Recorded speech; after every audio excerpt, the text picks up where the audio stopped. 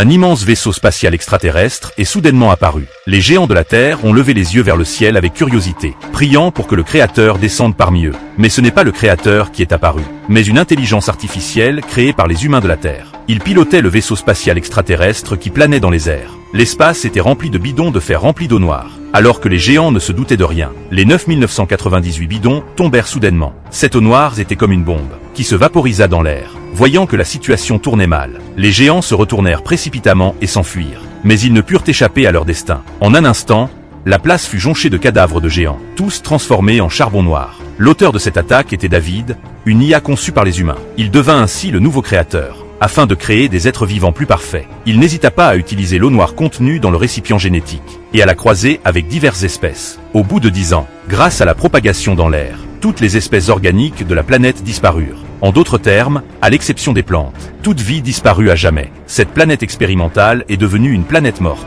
ce qui a rendu les nouvelles espèces imaginées par David imparfaites. Ce n'est qu'après 11 ans, en raison de la pénurie des ressources écologiques de la Terre, que les humains ont envoyé un autre vaisseau colonial, le Covenant, pour se rendre sur la planète Origine 6 afin d'y répandre la vie. Ils ont rapidement atteint leur destination. L'environnement était identique à celui de la Terre, mais le relief de la planète était accidenté, et le module d'atterrissage ne pouvait se poser que dans les eaux peu profondes.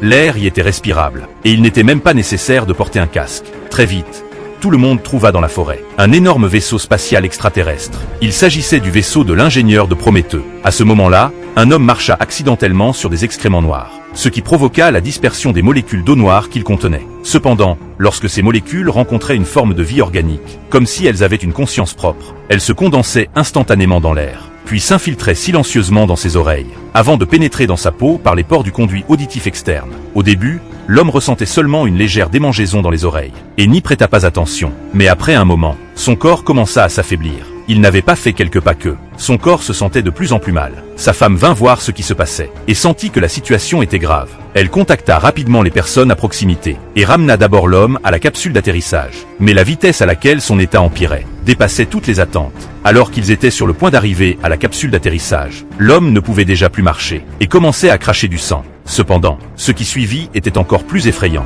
Le dos de l'homme explosa soudainement, et une créature inconnue jaillit de son corps. Mais ce n'était pas un alien, mais un sanglant, une créature d'une cruauté inouïe dès sa naissance.